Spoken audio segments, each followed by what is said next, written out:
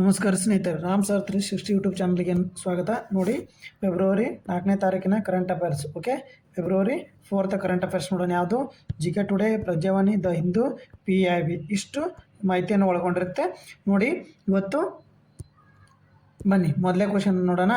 Okay, ball Gangadhar Tilak ಕೇಸರಿ ಪತ್ರಿಕೆಯನ್ನು ಯಾವ ಭಾಷೆಯಲ್ಲಿ ಪ್ರಾರಂಭಿಸಿದ್ದಾರೆ? ಹೌದು, ಇದು ಕರೆಂಟ್ ಅಫೇರ್ಸ್. ಅದಕ್ಕಂತ ಹೇಳ್ತೀನಿ ಕೇಳಿ.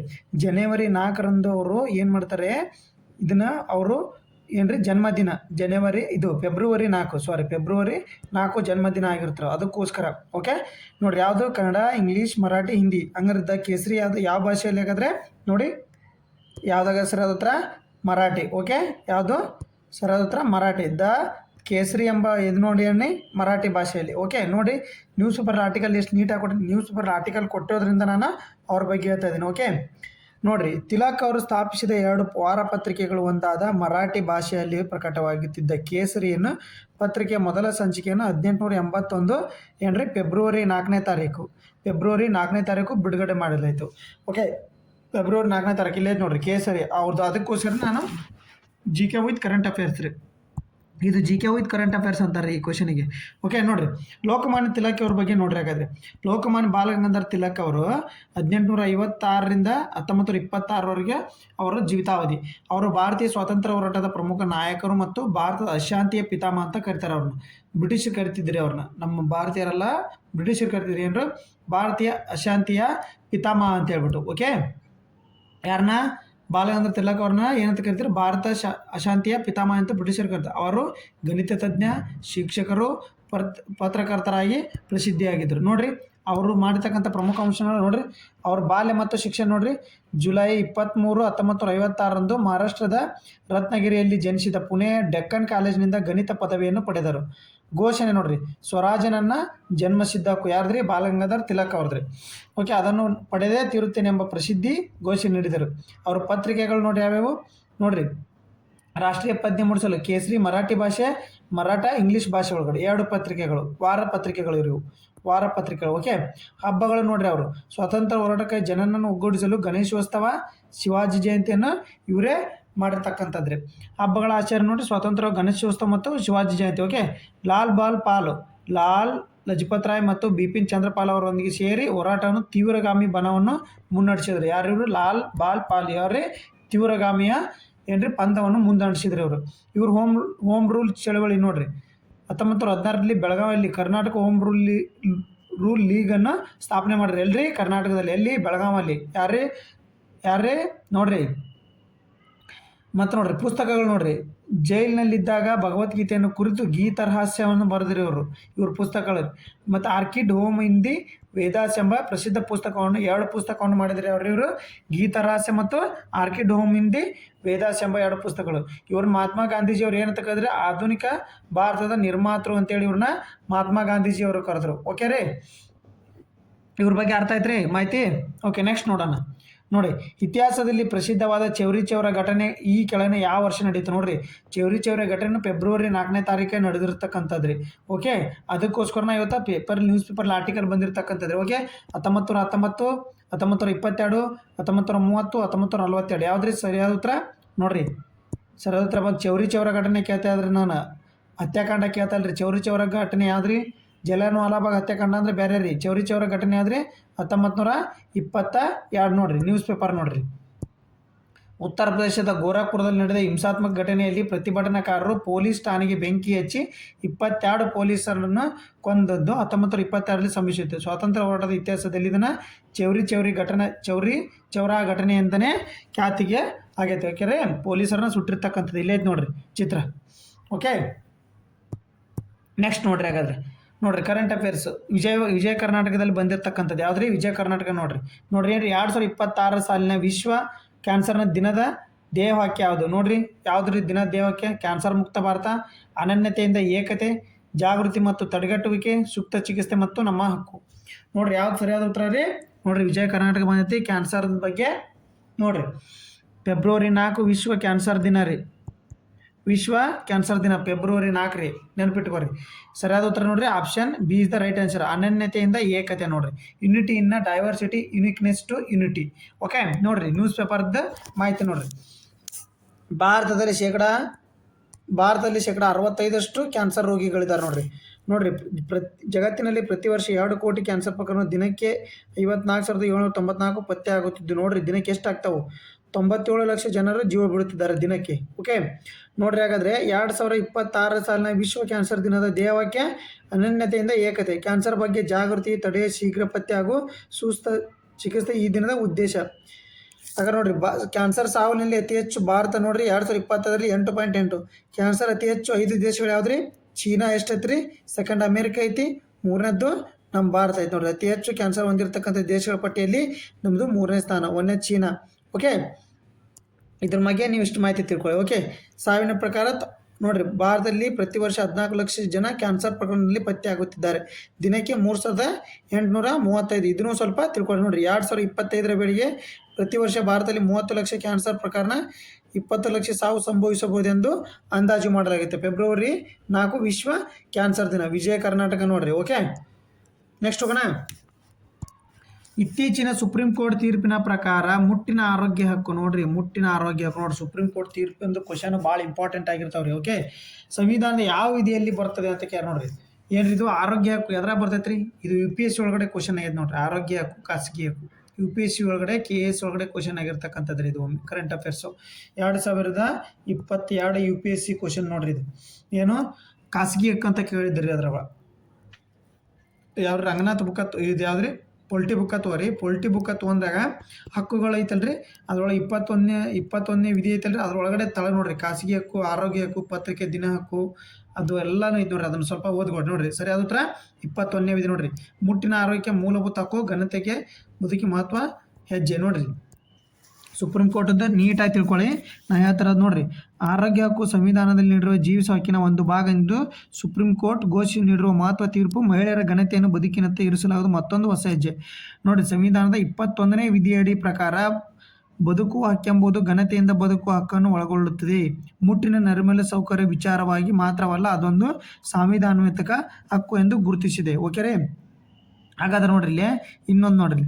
ಸಂವಿಧಾನದ 14ನೇ ವಿಧಿ ಸಮಾನತೆ ಹಕ್ಕನ್ನು ನೀಡುತ್ತದೆ, ಆದರೆ ಎಲ್ಲವನ್ನು ಒಂದೇ ಬಗೆಯಲ್ಲಿ ಸಮಾನ ಕಾಣುವಂಥದ್ದು ಅಸಮಾನತೆ ಶಾಶ್ವತ. ಅಂದರೆ ಈಗ ನೋಡ್ರಿ, ಮುಟ್ಟಿನ ಹಕ್ಕು ಸಮಾನತೆ ಅಂದರೆ ಪುರುಷರು ಮತ್ತು ಮಹಿಳೆಯರಿಗೆ ಸಮಾನ ಇರಬೇಕಲ್ಲ ಮುಟ್ಟು ಅಂತ ಹಾಗಾದ್ರೆ ಅಂತ ಅನ್ಬೋದು ನೀವು. ಆದರೆ ಎಲ್ಲಾನು ಒಳಗೊಂಡಿರಲ್ರಿ. ಓಕೆ, ಸಮಾನತೆ ಅಂದರೆ ಎಲ್ಲದ್ರಾಗೂ ಸಮಾನತೆ ಒಳಗೊಳ್ಳ, ಒಂದಿಷ್ಟು ಕನ್ಸಿಷನ್ ಅಂತ ಇರ್ತವ್ರಿ. ಆ ಕನ್ಸಿಷನಿಂದ ಹೊರಗೆ ಬರ್ತಕ್ಕಂಥ ಹಕ್ಕು ಯಾವುದು? ಮುಟ್ಟಿನ ಹಕ್ಕಿ ಆದರೆ ಆರೋಗ್ಯ ಹಕ್ಕಿನಡಿ ಬರ್ತೈತಿ. ಓಕೆ ನೋಡ್ರಿ. ಹಾಗಾದ್ರೆ ಇಲ್ಲಿ ಏನು ಕೊಟ್ರೆ ಅದು ನೋಡ್ರಿ, ಕೋರ್ಟ್ ಆದೇಶ ಹಿಂದೆ ಇದೆ, ಅಸಮಾನತೆ ಶಾಶ್ವತ ಇರ್ಬೋದು ಎನ್ನುವುದು ತರ್ಕ ಕೋರ್ಟಿನ ಆದೇಶ ಹಿಂದೆ ಇದೆ. ಓಕೆ, ಇದನ್ನು ತಿಳ್ಕೊಡ್ರಿ. ನೆಕ್ಸ್ಟ್ ನೋಡ್ರಿ, ಇಲ್ಲಿ ಏನು ಮತ್ತೆ 2009ರಲ್ಲಿ ಮಕ್ಕಳಿಗೆ ಉಚಿತ ಹಾಗೂ ಕಡ್ಡಾಯ ಶಿಕ್ಷಣ ಹಕ್ಕು ಕಾಯ್ದೆಯನ್ನು ಮುಟ್ಟಿನ ಆರೋಗ್ಯ ಹಕ್ಕು ನೆಲೆಯಲ್ಲಿ ವ್ಯಾಖ್ಯಾನಿಸುವುದು ಹೆಣ್ಣು ಮಗುವಿನ ಅಗತ್ಯಗಳಿಗೆ ಸಂವೇದನಶೀಲವಾದಂಥ ಸ್ಪಂದನವಾಗಿದೆ ನೋಡ್ರಿ. 2009ರ ಮಕ್ಕಳಿಗೆ ಉಚಿತ ಹಾಗೂ ಕಡ್ಡಾಯ ಹಕ್ಕು ಕಾಯ್ದೆ ಬಂತಲ್ರಿ. ಓಕೆ, ಆ ಕಾಯ್ದೆಯಲ್ಲೂ ಹೆಣ್ಮಕ್ಳಿಗೆ ಮುಟ್ಟಿನ ಹಕ್ಕನ್ನು ನೀಡಲಾಗಿದೆ. ಓಕೆ, ಇದು ನೀವು ತಿಳ್ಕೊರಿ. ಇದನ್ನ ಆರ್ಟಿಕಲ್ ನೀಟಾಗಿ ಓದ್ಕೋರಿ. 127 ಪುಟದ ಆರ್ಟಿಕಲ್ ಇದು. ಓಕೆ ನೋಡ್ರಿ, ಮುಂದಿನ ಕ್ವಶನ್ ಆಗದೆ. ಮಣಿಪುರದ ಮುಂದಿನ ಮುಖ್ಯಮಂತ್ರಿಯಾಗಿ ಇತ್ತೀಚೆಗೆ ಆಯ್ಕೆಗೊಂಡವ್ರು ಯಾರು? ನೋಡ್ರಿ, ಮಣಿಪುರದ ಮುಂದಿನ ಮುಖ್ಯಮಂತ್ರಿಯಾಗಿ ಆಯ್ಕೆಗೊಂಡವ್ರು ಯಾರು? ಪ್ರಜಾವ ನ್ಯೂಸ್ ಪೇಪರ್. ಬೀರೇನ್ ಸಿಂಗ್, ಯಮನಂ ಖೇಮ್ಚಂದ್ರ, ತರುಣ್ ಜೌಗಾನ್, ನೆಮ್ಚಾ ಕಿಪ್ಗನ್ ನೋಡ್ರಿ. ಹೆಂಗೆ ಅದು ಹೆಸರು ಒಂದಿಷ್ಟ ನೋಡ್ರಿ. ಯಾರಾದ್ರೆ ಖೇಮ್ಚಂದ್ರ ನೋಡ್ರಿ, ಸರ್ ಹತ್ರ ಖೇಮ್ಚಂದ್ರ ನೋಡ್ರಿ. ಇಲ್ಲಿ ನೋಡ್ರಿ, ಬರೀ ಮುಖ್ಯಮಂತ್ರಿ ಅಷ್ಟೇ ನೋಡ್ಬೇಡ್ರಿ, ಉಪಮುಖ್ಯಮಂತ್ರಿ ಯಾರಾಗ್ಯಾರ, ಕಾರ್ಯದರ್ಶಿ ಯಾರಾಗ್ಯಾರ, ಏನು ನೋಡ್ಕೊರಿ. ಮಣಿಪುರದಲ್ಲಿ CMನ ಆಗಿ BJPಯ ಖೇಮ್ಚಂದ್ರ ಆಯ್ಕೆ. 1 ವರ್ಷದಲ್ಲಿ ರಾಷ್ಟ್ರಪತಿ ಆಡಳಿತ ಇತ್ತು ಅಲ್ಲಿ ರಾಷ್ಟ್ರಪತಿ. ಓಕೆ, ಜನಾಂಗೀಯ ಸಂಘರ್ಷಕ್ಕೆ ಶಾಸಕ ಸಭೆಯಲ್ಲಿ ಮೈತೇಲಿ ನಲುಗಿದ್ದ ಮಣಿಪುರದ 1 ವರ್ಷದ ರಾಷ್ಟ್ರಪತಿ ಆಳ್ವಿಕೆ ಅಂತ್ಯಗೊಂಡಿದೆ ನೋಡ್ರಿ. ಶಾಸಕರ ಪಕ್ಷ BJP ನಾಯಕನೇ ಏನ್ರಿ ಖೇಮ್ಚಂದ್ರ ಅವರನ್ನು ಆಯ್ಕೆ ಮಾಡಲಾಗಿದೆ. ಇದರಿಂದ ಮುಂದಿನ ಮುಖ್ಯಮಂತ್ರಿಯಾಗಿ ಅವರು ಪ್ರಮಾಣ ವಚನ ಸ್ವೀಕರಿಸ ಬಹುತೇಕ ನೋಡ್ರಿ ಖಚಿತವಾಗಿ. ನೋಡ್ರಿ, ಇನ್ನೊಂದು ಕಾಂಗ್ಪೋಕ್ಸಿ ಕ್ಷೇತ್ರದ ಶಾಸಕಿಯಾಗಿರುವ ಕುಕ್ಕಿ ಸಮುದಾಯದ ನಾಯಕಿ ನೆಮ್ಚಾ ಕಿಪ್ಲೆನ್ ಉಪಮುಖ್ಯಮಂತ್ರಿಯಾಗಿ ನೋಡ್ರಿ. ಉಪಮುಖ್ಯಮಂತ್ರಿ ಹೆಸರು ನೆನ್ಪಿಟ್ಕೊಡ್ರಿ, ನೆಮ್ಚಾ ಕಿಪ್ಲೆಗನ್. ಓಕೆ ರೀ, ನೆನ್ಪಿಟ್ಕೋರಿ. ಅದನ್ನು ಪ್ರಮಾಣ ವಚನ ಸ್ವೀಕರಿಸಿಲ್ಲ. ಓಕೆ, ಇವ್ನ ಎರಡು ನೆನ್ಪಿಟ್ಕೋರಿ. ಓಕೆ, ಇವ್ರದ್ದು ಉಪಮುಖ್ಯಮಂತ್ರಿ, ಮುಖ್ಯಮಂತ್ರಿ ಎರಡು ನೆನ್ಪಿಟ್ಕೋರಿ. ಓಕೆ, ಹಂಗಾರೆ ಇತ್ತೀಚೆಗೆ ಸುದ್ದಿಯಲ್ಲಿದ್ದ ಅನಾಥ್ ಸಿಂಗ್ ಅವರ ಯಾವ ಕ್ರೀಡೆಗೆ ಸಂಬಂಧಿಸಿದ್ದಾರೆ ನೋಡ್ರಿ? Badminton, tennis, squash, table tennis. ಯಾವ್ದು ನೋಡ್ರಿ ಸರ್ ಹತ್ರ? ನೋಡ್ರಿ, ನ್ಯೂಸ್ ಪೇಪರ್ ಆಗೈತಿ. ಪ್ರಜಾವಾಣಿ ನ್ಯೂಸ್ ಪೇಪರ್ ಯಾವ್ದ್ರಿ? ಸರಿಯಾದ ಉತ್ತರ ಸ್ಕ್ವಾಶ್ ನೋಡಿ. ಸರಿಯಾದ ಉತ್ತರ ಬಂದ್ಬಿಟ್ಟು ಸ್ಕ್ವಾಶ್ ನೋಡ್ರಿ ನ್ಯೂಸ್ ಪೇಪರ್. ಫೈರ್ ಓಪನ್ ಟೂರ್ನಮೆಂಟ್ ಅನಾಥ್ ಸಿಂಗ್ಗೆ ಚೊಚ್ಚಲ PSI ಪ್ರಶಸ್ತಿ ನೋಡ್ರಿ. PS ಪ್ರಶಸ್ತಿ. ಓಕೆ ನೋಡ್ರಿ, ಚೆನ್ನೈನಲ್ಲಿ ಫೆಬ್ರವರಿ 2, ವಾಷಿಂಗ್ಟನ್ನಲ್ಲಿ ರವಿವಾರ ನಡೆದ ನೋಡ್ರಿ, ಎಲ್ಲಿ ನಡೆಯುತ್ತೆ? ವಾಷಿಂಗ್ಟನ್ನಲ್ಲಿ. ಫೈರ್ ಓಪನ್ ಟೂರ್ನಮೆಂಟ್ನಲ್ಲಿ ಭಾರತ ಸ್ಕ್ವಾಶ್ ಆಟಗಾರ್ತಿ ಅನಾಥ್ ಸಿಂಗ್ ಅವರು ತನ್ನ ಚೊಚ್ಚಲ PS ಪ್ರಶಸ್ತಿಯನ್ನು ಪಡೆದುಕೊಂಡಿದ್ದಾರೆ. 26 ನಿಮಿಷಗಳ ಕಾಲ ನಡೆದ ಫೈನಲ್ ಪಂದ್ಯದಲ್ಲಿ ವಿಶ್ವದ ನಂಬರ್ 31 ಆಟಗಾರ್ತಿ ಅನಾಥ್ ವಿಶ್ವದ ನಂಬರ್ 10ನೇ ರ್ಯಾಂಕಿನ ಇಂಗ್ಲೆಂಡ್ ಆಟಗಾರ್ತಿ ನೋಡ್ರಿ ಜಾರ್ಜಿನಾ ಕೆನ್ನಡಿಯನ್ನು ಸೋಲಿಸ್ಯಾರ ನೋಡ್ರಿ. ಇವರು 31ನೇ ರ್ಯಾಂಕ್ ಇದ್ರೆ, ಅವ್ರು 10ನೇ ರ್ಯಾಂಕ್ ಇದ್ರಿ. ಓಕೆ, ಅವರಿಬ್ಬರು ಫೈನಲಿ ಬಂದಿದ್ರು. ಅವಾಗ ಅವ್ರನ್ನ ಸೋಲ್ಸಾರ ಕೆನಡಿ ಅವರು.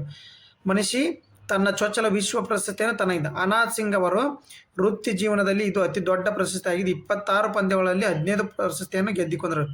ಐತಿಹಾಸಿಕ ಸ್ಕ್ವಾಶ್ ವಿಶ್ವಕಪ್ ಪ್ರಶಸ್ತಿಯನ್ನು ಗೆದ್ದಿರುವ ಭಾರತೀಯ ತಂಡದ ಭಾಗವಾಗಿ 17 ವಯಸ್ಸಿನ ಅನಾಥ್ ಸದ್ಯ ಭರ್ಜರಿ ಫಾರ್ಮ್ನಲ್ಲಿದ್ದಾರೆ ನೋಡ್ರಿ. ಇವರು ಸ್ಕ್ವಾಶ್ನ ಭಾರತ ಸ್ಕ್ವಾಶ್ ಟೀಮ್ನಲ್ಲಿದ್ದಾರೆ. ಓಕೆ, ಇವರು 17 ವರ್ಷದವರು, ಅತಿ ಚಿಕ್ಕ ವಯಸ್ಸಿನವರು. ನೆಕ್ಸ್ಟ್ ಕ್ವಶನ್ ಬರ್ರಿ. ಇತ್ತೀಚೆಗೆ ಭಾರತದ ಯಶಸ್ವಿಯಾಗಿ ಪರೀಕ್ಷಿಸಿದ ಡಕ್ಟೆಡ್ ರಾಮ್ಜೆಟ್ ನೋಡ್ರಿ. ಡಕ್ಟೆಡ್ ರಾಮ್ಜೆಟ್ ತಂತ್ರಜ್ಞಾನವು ಪ್ರಮುಖವಾಗಿ ಯಾವ ಉದ್ದೇಶಕ್ಕಾಗಿ ನೋಡ್ರಿ. ರಾಮ್ಜೆಟ್ ನಾನು ಆಲ್ರೆಡಿ ಜನವರಿ ಕರೆಂಟ್ ಅಫೇರ್ಸಲ್ಲಿ ಹೇಳಿದ್ದೀನಿ, ಯಾವುದೋ ರಾಮ್ಜೆಟ್ ಬಗ್ಗೆ. ಓಕೆ, ಜನವರಿ 15 16 ಕರೆಂಟ್ ಅಫೇರ್ಸಲ್ಲಿ ರಾಮ್ಜೆಟ್ ತಂತ್ರಜ್ಞಾನ ಅನ್ನೋದು ಏನು ಹೇಳಿ ನೋಡಿ. ಜಲಾಂತರ್ಗಾಮಿ ನೌಕೆಗಳ ವೇಗ ಹೆಚ್ಚಿಸುವುದು, ದೀರ್ಘವ್ಯಾಪ್ತಿ ಆಕಾಶದಿಂದ ಆಕಾಶಕ್ಕೆ ಚಿಮ್ಮುವುದು, ಕೃತಕ ಉಪಗ್ರಹ ಉಡಾವಣೆ, ರೆಡಾರ್ ವ್ಯವಸ್ಥೆಯನ್ನು ಮರೆಮಾಚುವುದು. ಇದು ಏನು ರಾಮ್ಜೆಟ್ ಉಡಾವಣೆ ಅಂದರೆ ನೋಡ್ರಿ, ಮಿಸೈಲು ರಾಮ್ಜೆಟ್ ಉಡಾವಣೆ ಅಂದರೆ ಇದೊಂದು ಎಂಟಿ ಟ್ಯಾಂಕ್ ಆಕಾಶದಿಂದ ಆಕಾಶಕ್ಕೆ ಚಿಮ್ಮುಕತ್ತ ನೋಡ್ರಿ. ಇದು ರಾಮ್ಜೆಟ್ ತಂತ್ರಜ್ಞಾನ ಅಂದರೆ ಏನು ಗೊತ್ತಿ? ಒಂದು ಮಿಸೈಲ್ ಹಾರಿದ್ರೆ, ಒಂದು ಮಿಸೈಲ್ ಇರ್ತದೆ ಅಂತ ತಿಳ್ಕೊರಿ. ಆ ಮಿಸೈಲ್ ಒಳಗಡೆ ಇಂಧನ ತುಂಬಿ, ಅದು ಇಂಧನ ತುಂಬಿದಾಗ ಅದು ಉರ್ಕೊಂತ ಫೈರ್ ಆಗುತ್ತೆ ರೀ ಮಿಸೈಲ್. ಬಟ್ ರಾಮ್ಜೆಟ್ ತಂತ್ರಜ್ಞಾನ ಅಂದ್ರೆ ಗೊತ್ತ್ರಿ, ಎದುರುಗಡೆ ಬರ್ತಕ್ಕಂಥ ಆಮ್ಲಜನಕ ಇರುತ್ತಲ್ರಿ, ಗಾಳಿಯನ್ನು ತಗೊಂಡು ಇಂಧನವಾಗಿ ಬಳಸ್ಕೊಂಡು ಮುನ್ನುಗ್ಗುತ್ತಂಥ ಮಿಸೈಲ್ ರೀ ಇದು. ಅರ್ಥ ಆಯ್ತು ರೀ? ನೋಡ್ರಿ ಬೇಕಾದ್ರೆ ನ್ಯೂಸ್ ನೋಡ್ರಿ. DRDO ಅದನ್ನ ಅಭಿವೃದ್ಧಿಪಡಿಸ್ತಾರೆ ಅವ್ರಿ. DRDO ಇದನ್ನ ಎಲ್ಲಿ ಇದನ್ನ ಮಾಡ್ಯಾರ? ರಾಮ್ಜೆಟ್ ತಂತ್ರಜ್ಞಾನನ. ಓಕೆ, ರಾಮ್ಜೆಟ್ ತಂತ್ರಜ್ಞಾನ ಎಲ್ಲಿ ಇದನ್ನ ಮಾಡ್ರಿ? ಪರೀಕ್ಷೆ ನೋಡ್ರಿ. ತಂತ್ರಜ್ಞಾನದ ಯಶಸ್ವಿ ಪರೀಕ್ಷೆ ನಡೆಸುವುದರೊಂದಿಗೆ ಭಾರತ ಕ್ಷಿಪಣಿ ತಂತ್ರಜ್ಞಾನ ಹೊಸ ಮೈಲಿಗಲ್ಲನ್ನು ನಿರ್ಮಿಸಿದೆ. ಓಕೆ ರೀ, ನೋಡ್ರಿ ಎಲ್ಲಿ ಪರೀಕ್ಷೆ ಮಾಡ್ಯಾರ ಇದನ್ನ ನೋಡ್ರಿ. ಗಂಧಾ ಡಕ್ಟೆಡ್ ರಾಮ್ಜೆಟ್ ತಂತ್ರಜ್ಞಾನವನ್ನು ಒಡಿಶಾದ ಕರಾವಳಿ ಚಾಂಡೀಪುರದಲ್ಲಿ ಇಂಟಿಗ್ರೇಟೆಡ್ ಟೆಸ್ಟ್ ರೇಂಜ್ನಲ್ಲಿ ಯಶಸ್ವಿಯಾಗಿ ಉಡಾವಣೆ ಮಾಡಿದ್ರು. ಇದೇನ್ರಿ? ಆಕಾಶದಿಂದ ಆಕಾಶಕ್ಕೆ ನೋಡ್ರಿ, ಆಕಾಶದಿಂದ ಆಕಾಶಕ್ಕೆ ಏರ್ ಟು ಏರ್ ಮಿಸೈಲ್ ರೀ ಇದು. ಓಕೆ, DRDO ಅಭಿವೃದ್ಧಿಪಡಿಸೈತೆ. ಇದೇನ್ರಿ? ಇಂಧನವಲ್ರಿ, ಗಾಳಿ ಎದುರುಗಡೆ ಬರ್ತಕ್ಕಂಥ ಗಾಳಿನೇ ಇಂಧನವಾಗಿ ಹೋಗ್ತಕ್ಕಂಥ ಮಿಸೈಲ್ ಆಗಿರ್ತೀರಿ. ಓಕೆ, DRDO ಅಭಿವೃದ್ಧಿಪಡಿಸೈತಿ. ಓಕೆ, ನೆಕ್ಸ್ಟ್ ಕ್ವಶನ್ ನೋಡ್ರಿ. ಕರಿಂಪುಲ್ ವನ್ಯಜೀವಿ ಅಭಯಾರಣ್ಯ ಯಾವ ರಾಜ್ಯದಲ್ಲಿದೆ? ಕರಿಂಪುಂಜ್ ಅಭಯಾರಣ್ಯವು ಯಾವ ರಾಜ್ಯದಲ್ಲಿದೆ? Kerala, Karnataka, Tamil Nadu, Odisha. GK today question ನೋಡ್ರಿ ಇದು. ಓಕೆ, GK ಟುಡೇ ಕ್ವಶನ್ ನೋಡ್ರಿ. ಯಾವ ಸರಿಯಾದ ಉತ್ತರ? ಕೇರಳ ನೋಡ್ರಿ ಸರಿಯಾದ ಉತ್ತರ. ಓಕೆ, ನೋಡ್ರಿ ಇಲ್ಲಿ ನ್ಯೂಸ್ ನೋಡ್ರಿ. GK today.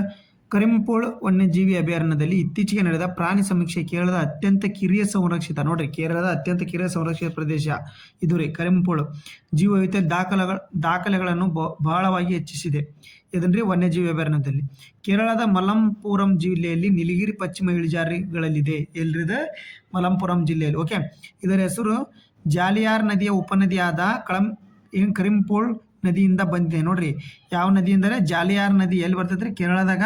ಅದ್ರ ಉಪನದಿಯಾದ ಕರಿಂಪುಲ್ ನದಿಯಿಂದ ಬಂದಿದೆ. ಈ ಅರಣ್ಯವು ನೀಲಗಿರಿ ಜೀವಗೋಳ ಮೀಸಲು ಪ್ರದೇಶ ಮತ್ತು ನಿಲಂಬೂರು ಆನೆ ಮೀಸಲು ಪ್ರದೇಶ ಭಾಗವಾಗಿದೆ. ಓಕೆ, ನೋಡ್ರಿ ಅತಿ ಹೆಚ್ಚು ವನ್ಯಜೀವಿಗಳ ಅಭಯಾರಣ್ಯದಲ್ಲಿ ವನ್ಯಜೀವಿಗಳು ಹೆಚ್ಚಾಗಿರೋದ ಕಾರಣ ಇದು ನ್ಯೂಸಲ್ಲಿ ಐತೆ. ಓಕೆ, ಇದು ಮುಕುರ್ತಿ ರಾಷ್ಟ್ರೀಯ ಉದ್ಯಾನವನ ತಮಿಳುನಾಡು ಮತ್ತು ಸೈಲೆಂಟ್ ವ್ಯಾಲಿ ರಾಷ್ಟ್ರೀಯ ಉದ್ಯಾನವನ ಕೇರಳದ ಗಡಿಯಲ್ಲಿದೆ. ಎಲ್ಲಿದೆ?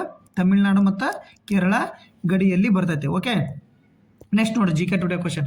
ಇತ್ತೀಚೆಗೆ ಸುದ್ದಿಯಲ್ಲಿ ಕಾಣಿಸಿಕೊಂಡ ಪಿಗೋ ಜ್ವಾಲಾಮುಖಿ ಯಾವ ದೇಶದಲ್ಲಿದೆ? ನೋಡ್ರಿ, ಪಿಗೋ ಜ್ವಾಲಾಮುಖಿ ಇಥೋಪಿಯಾ, ಗ್ವಾಟೆಮಾಲಾ, ಇಂಡೋನೇಷಿಯಾ, ಜಪಾನ್. ನೋಡ್ರಿ, ಬಡ ಎಕ್ಸಾಮ್ನಾಗ ಹೋದ್ರೆ ಒಂದು ಇಥೋಪಿಯಾ ಹಾಕ್ತಿರಿ, ಇಲ್ಲಿ ಹೋದ್ರೆ ಇಂಡೋನೇಷಿಯಾ ಹಾಕ್ತಾರೆ. ನಾ ಭಾಳ ಕ್ವಿಜ್ ಹಾಕಿದ್ದಿದ್ದಾನೆ. ಯಾವ್ದು ನೋಡ್ರಿ?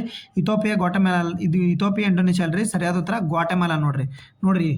ಪಿಗೋ ಜ್ವಾಲಾಮುಖಿ ಎದಕ್ಕೆ ನ್ಯೂಸಲ್ಲಿ ಐತಂದ್ರೆ ಮಧ್ಯ ಅಮೆರಿಕದ ಅತ್ಯಂತ ಸಕ್ರಿಯ ಜ್ವಾಲಾಮುಖಿಗಳಲ್ಲಿ ಒಂದು ಇದು ಮಧ್ಯ ಅಮೆರಿಕ.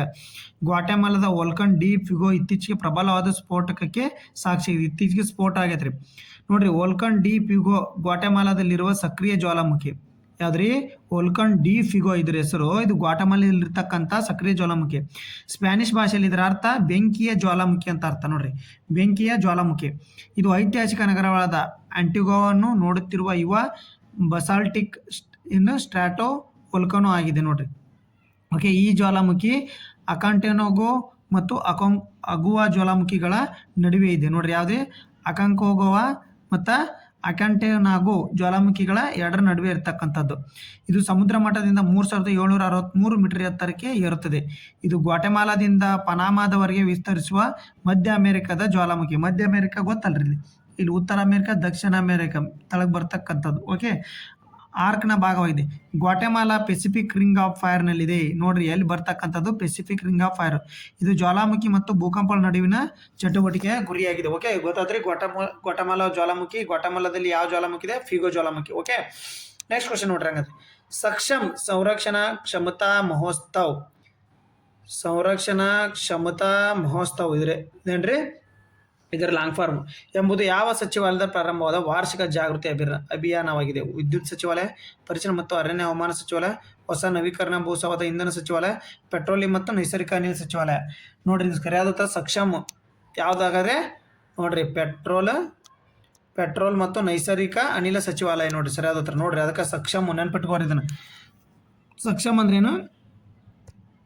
ಸಂರಕ್ಷಣಾ ಕ್ಷಮತಾ ಮಹೋತ್ಸವ 2026 ರಾಷ್ಟ್ರೀಯ ಇಂಧನ ಸಂಪನ್ಮೂಲ ಸಂರಕ್ಷಣೆ ಉತ್ತೇಜಿಸಲು ಪ್ರಾರಂಭಿಸಲಾದ ಜಾಗೃತಿ ಅಭಿಯಾನ. ಇದನ್ನು ಪೆಟ್ರೋಲಿಯಂ ಮತ್ತು ನೈಸರ್ಗಿಕ ಅನಿಲ ಸಚಿವಾಲಯ ಪ್ರಾರಂಭಿಸಿದೆ. ಇದು ಹಸಿರು ಭವಿಷ್ಯಕ್ಕಾಗಿ ಇಂಧನ ಸಂರಕ್ಷಣೆ ಮತ್ತು ಸುಸ್ಥಿರ ಇಂಧನಗಳ ಅಭ್ಯಾಸ ಪ್ರೋತ್ಸಾಹ ಇದನ್ನು ಗುರಿ ಹೊಂದಿದೆ. ಏನು ಹೊಂದಿದೆ ಇದು?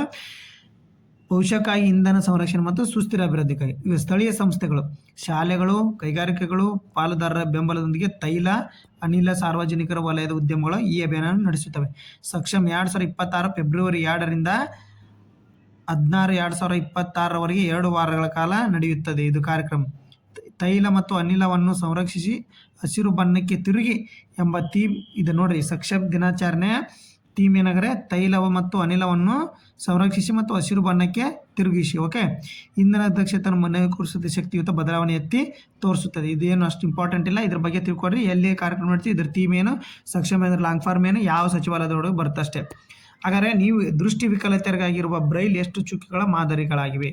ನೋಡಿ, GPSR HSTR ಕ್ವಶನ್ ರೀ. ಇದು ಆಲ್ರೆಡಿ ಕ್ವಶನ್ ಆಗೈತೆ. GPSR ವಿಶ್ವ ಬ್ರೈಲ್ ದಿನ ಜನವರಿ 4. ಓಕೆ, ಯಾವ ಸರಿಯಾದ ಉತ್ತರವನ್ನು ಕಮೆಂಟ್ ಮಾಡಿ. 60, 63, 70, 52.